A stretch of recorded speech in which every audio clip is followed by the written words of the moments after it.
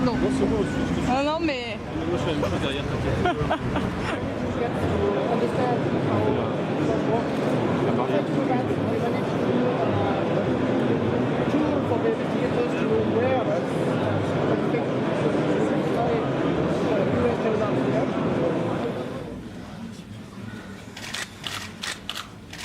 L'occasion du 7e Forum international de la cybersécurité pour la délivrance du titre de la licence professionnelle enquêteur en technologie numérique, aussi appelée licence professionnelle EdTech.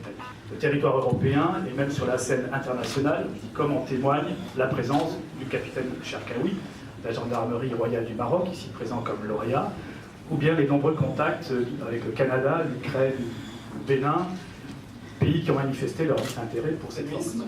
Et bien évidemment, comme le montre tout récemment les tragiques événements récents, la lutte contre le terrorisme.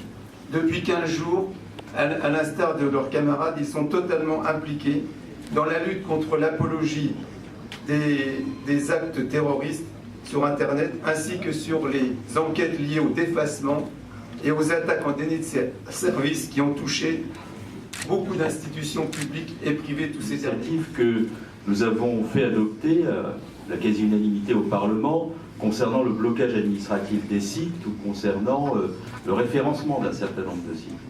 Mais les événements récents ont montré, à travers les signalements de la plateforme Pharos, que près de 30 000 signalements ont été détectés, montrant l'action d'internautes qui, à travers leurs tweets, leurs sites, leurs pages Facebook, apportaient un soutien aux terroristes et même engager un certain nombre de nos citoyens à s'engager dans ces actions. Donc, je vous appelle à la mobilisation générale, vous qui êtes de jeunes diplômés, qui allez pouvoir mettre le meilleur de vous-même, de vos connaissances au service du ministère de l'Intérieur et de la France pour lutter contre ces formes de criminalité nouvelles, de plus en plus sophistiquées, de plus en plus technologiques, et que nous devons combattre, c'est le défi de la démocratie, sans jamais, à aucun moment, ne remettre en cause les libertés.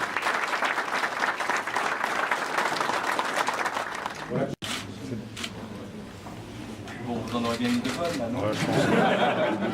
Et puis le deuxième, c'est que les applications prennent des droits invraisemblables. Et le troisième, c'est que les gens sont d'accord pour les accepter. Un mot de la fin, si on doit garder une idée forte, qu'est-ce que vous diriez? Et après, nous allons laisser la parole à Monsieur le ministre de l'Intérieur. Rapidement, en quelques secondes. Passer à l'action, passer à l'action. L'intérieur de la République fédérale d'Allemagne, votre présence est un honneur, un grand honneur, et en même temps marque le caractère international de ce rendez-vous, puisque 78 pays sont présents ici avec nous aujourd'hui. Monsieur le ministre de l'Intérieur, votre présence est régulière dans notre région. Elle est évidemment très importante pour le lancement de ce forum, pour l'ouverture de ce forum, et je vous remercie vivement de votre présence. Cela rehausse considérablement notre rendez-vous, mais comme élu de ce territoire, je ne peux pas ne pas vous dire mon admiration pour la manière dont vous avez, avec solidité, avec pédagogie, avec calme, affronté une période particulièrement difficile pour notre pays. En cela, vous donnez la confiance et en cela aussi, vous rejoignez le thème de notre forum. Donc je vous cède la parole avec vous. Nous devons tout faire pour que le cyberespace soit avant tout un lieu où l'exercice des libertés fondamentales, et j'y insiste, et la protection de la vie privée sont conjointement garanties. Garantir la sécurité sur Internet n'est pas, en effet, simplement l'extension au territoire numérique, au cyberespace, de ce que nous vivons depuis très longtemps dans notre espace démocratique. La protection que nous devons à nos concitoyens est la condition essentielle du respect des principes fondateurs de la République, du respect de l'état de droit et des libertés individuelles en toutes circonstances, qui témoignent de la réalité de la menace terroriste en France et en Europe.